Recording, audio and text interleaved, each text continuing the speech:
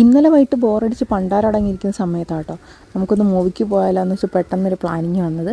അങ്ങനെ പിന്നെ 10 മിനിറ്റ് കൊണ്ട് വേഗം തന്നെ റെഡിയായിട്ട് പിന്നെ മൂവിക്ക് പോകാൻ വേണ്ടിയിട്ട് വേഗം തന്നെ റെഡിയായിട്ട് ഇറങ്ങി കേട്ടോ.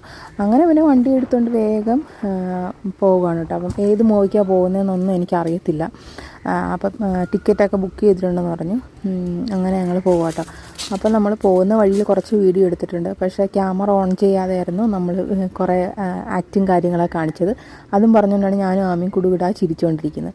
അങ്ങനെ പോകുന്ന വഴിക്ക് നമ്മളൊരു തമിഴ്നാട്ടിലെ ട്രാൻസ്പോർട്ട് ബസ് കണ്ടു കേട്ടോ. അങ്ങനെ സിനിമയെല്ലാം തീർന്ന് തുടങ്ങി ഇൻ്റർവെൽ ആയ സമയത്തേക്ക് ഒരു പാക്കറ്റ് പോപ്കോണൊക്കെ അകത്താക്കി കേട്ടോ. അങ്ങനെ പിന്നെ സിനിമയുടെ ബാക്കി ഭാഗം സ്റ്റാർട്ട് ചെയ്തിട്ടുണ്ടായിരുന്നു. അങ്ങനെ ഇരുന്ന് മുഴുവനും മൂവി കണ്ട് നമ്മൾ കാണാൻ പോയത് കുഞ്ചാക്കോൻ്റെ സിനിമയായിരുന്നു കേട്ടോ. നല്ല അടിപൊളി മൂവിയായിരുന്നു.